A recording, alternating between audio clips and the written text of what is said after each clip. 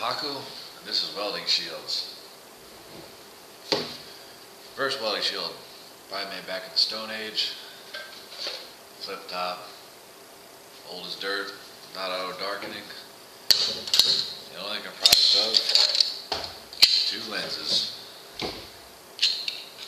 Clear outer covering, and your darkening lens is probably about as pretty dark.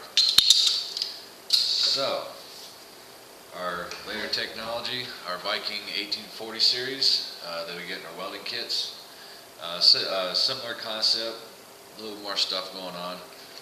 These are auto darkening shields,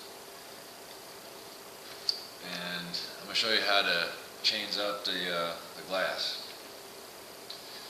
I'm going to loosen up the head mount a little bit. Inside the shield, you have two clamps at the base.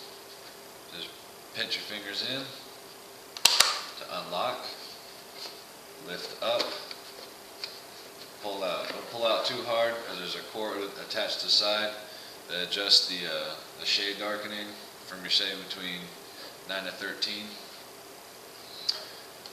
And once you have your inner glass taken out of the mount, outer shield pops out.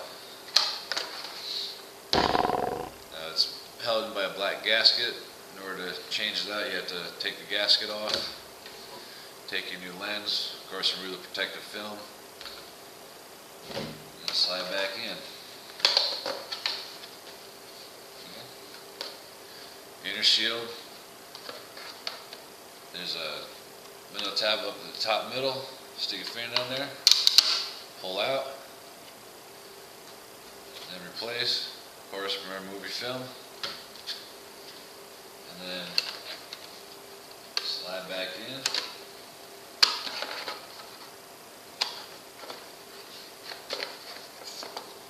Bring it back into the frame of the helmet.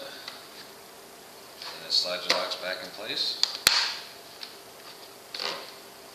Good to go.